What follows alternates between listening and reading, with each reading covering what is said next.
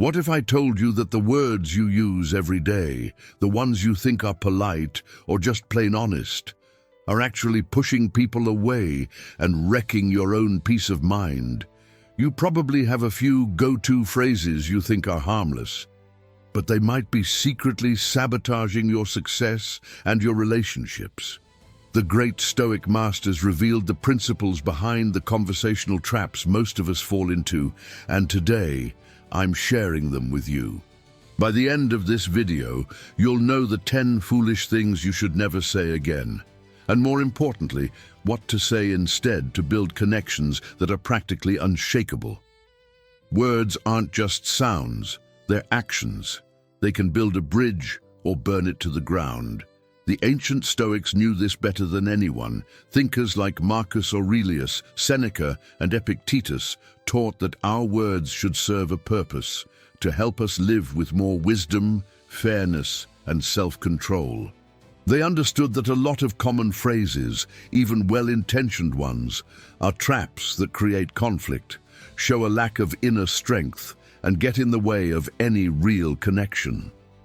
Today, we're not just going to point out these conversational poisons. We're going to swap them out with powerful Stoic-inspired alternatives that will transform how you talk to your friends, your partner, and even your colleagues. This isn't about becoming a cold, unfeeling robot. It's about speaking with purpose, clarity, and confidence. It's about using your words not just to react to the world, but to shape it for the better. Let's start with the first foolish phrase. This one is probably the most common relationship killer on the planet. You always forget to take out the trash. You never listen to me. These phrases are foolish because, let's be honest, they're almost never true, and they immediately force the other person to get defensive. It stops being an observation and becomes an attack. From a Stoic point of view, these statements fail the first and most important test of wise speech: be truthful. They're wild generalizations that completely ignore reality. More than that, they reveal that you've lost control over your perceptions, turning one specific annoyance into a sweeping judgment of their character. So, what's the Stoic fix? Be specific and own your feelings. Instead of, "You never listen to me," try something like this. "Hey, when I was talking about my day and saw you on your phone, I felt unheard. It's really important for me that we connect." See the difference? You shift from accusation to a statement of fact and feeling. It describes a specific action, how it made you feel and what you need.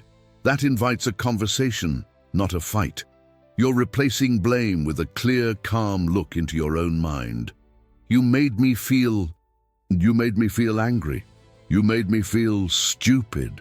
This is a subtle but massive error in how we think and speak. It's foolish because you're literally handing the keys to your emotional kingdom over to someone else. You're making yourself a victim of their actions. A central pillar of Stoicism, the dichotomy of control, teaches that we don't control what happens around us, but we always control how we respond. As the great Stoic Epictetus said, people are not disturbed by things, but by the views which they take of them. Someone's action is external, your feeling is your internal response.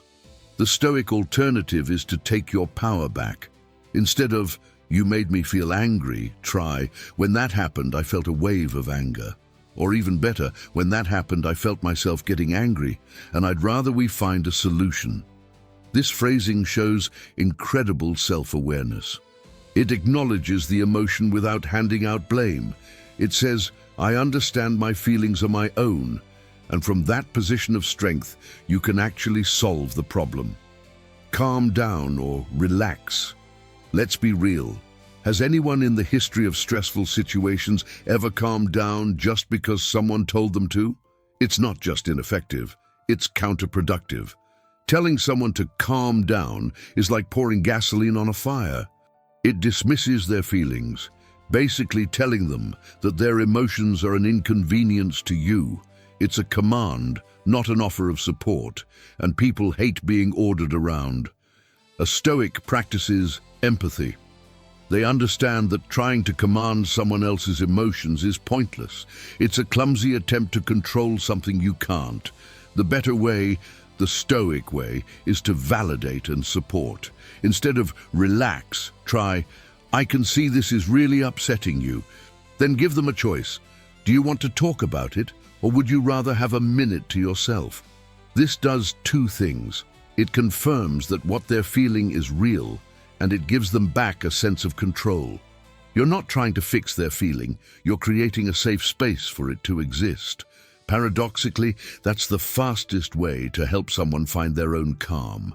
You're overreacting, or you're being dramatic. This phrase is the nasty cousin of calm down, but it comes with an extra sting of judgment. It's foolish because it makes you the supreme judge of what is and isn't an appropriate emotional response. You're not just dismissing their feelings anymore. You're insulting their character for even having them. The Stoics taught us to examine our own impressions carefully, not to treat others with contempt. This phrase is pure emotional arrogance. It slams the door on conversation and makes the other person feel like an idiot for feeling anything at all. The Stoic alternative is to get curious, not critical. Try saying something like, help me understand what's going on for you right now. Or, what part of this is hitting you the hardest? This approach can turn a fight into a moment of connection. It says, your perspective matters to me, even if I don't get it yet. It builds an atmosphere of respect where people feel safe enough to be honest. That's not my problem. On a team or in a relationship, these 4 words are a wrecking ball. This phrase is foolish because it's an instant retreat from teamwork and shared responsibility. Even if something isn't technically your fault, declaring it not my problem destroys trust and goodwill. Stoicism isn't a philosophy of going it alone. The Stoics believed we have a duty to help our fellow humans. Marcus Aurelius wrote constantly that we were born for cooperation. To say, that's not my problem, is to reject one of our most fundamental human duties. The Stoic alternative is to set a healthy boundary while still offering support. Instead of a hard no, try, wow, I can see you're in a tough spot. I can't take that on for you, but here's what I can do to help. This communicates your own limits without abandoning the other person. It shows you're still a team player, which reinforces the relationship instead of shattering it. It's a statement of bounded support, not cold-hearted indifference. You should have, or why didn't you? The language of accusatory hindsight. These phrases are foolish because they're obsessed with a past that no one can change. Their only real purpose is to assign blame and make someone feel ashamed or regretful, which only makes them defensive. The Stoics were all about focusing on the present moment, on what we can do right now. Dwelling on past mistakes is a total waste of precious energy. The past is out of our control. All we can do is learn from it to make the future better.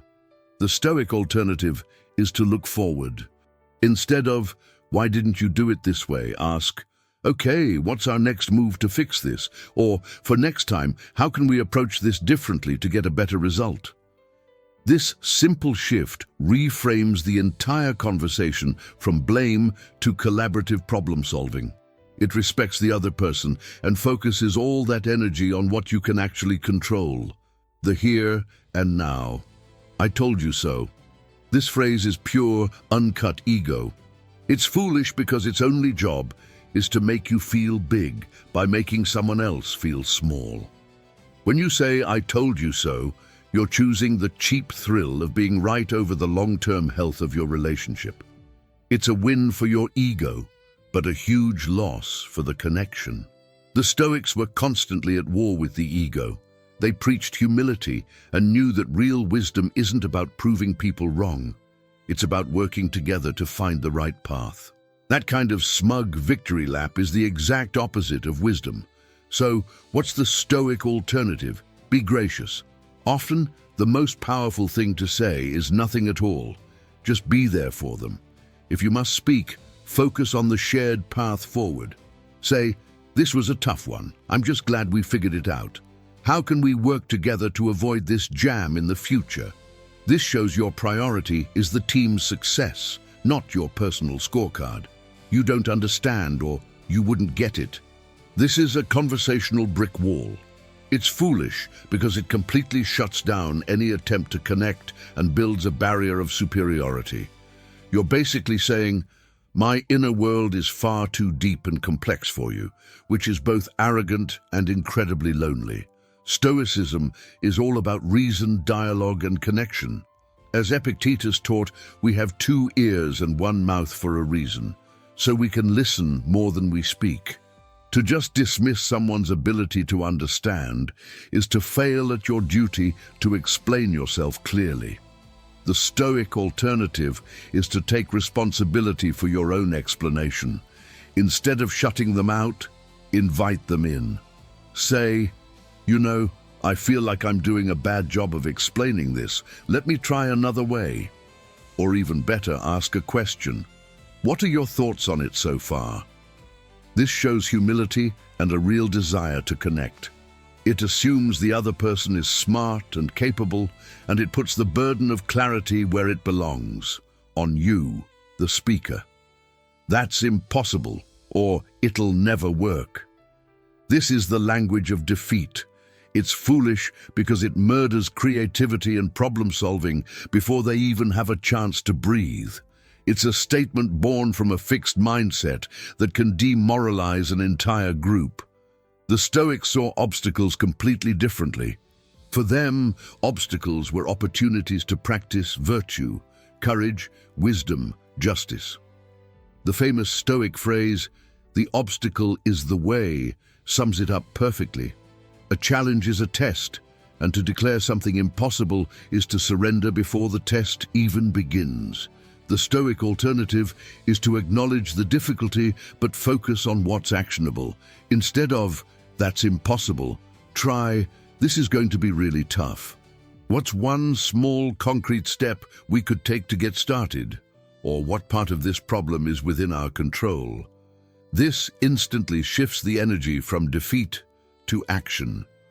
It breaks an overwhelming challenge into manageable chunks and gets everyone focused on the very next possible step, gossip or speaking ill of others. Whether you're at the water cooler or out with friends, gossip is a deeply foolish and destructive habit. It demolishes trust all around. It's not just about the person you're bad-mouthing. The person listening to you gossip is also making a mental note. You could just as easily be talking about them tomorrow. The Stoics gave us powerful tests for our speech, which bring to mind a tool many now call the triple filter. Is it true? Is it kind? Is it useful? Gossip almost always fails at least one of these tests, and usually all 3. It serves no good purpose, and usually comes from a place of boredom, envy, or a cheap attempt to bond over negativity. The Stoic alternative is simple. Refuse to play the game. If someone tries to pull you into gossip, you can politely deflect. Try saying, "I'd rather not talk about people who aren't here to speak for themselves," or just redirect the conversation. That's one way to see it. But hey, I was hoping to ask you about another topic. This sets a powerful standard. It shows you have integrity and signals that you're a person of principle. You'll build a reputation for being trustworthy, which is worth far more than the fleeting buzz of a juicy story. At the end of the day, the words you use are a mirror reflecting your inner world. By getting rid of these 10 foolish phrases, you're not just tweaking your vocabulary, you're upgrading your entire mindset.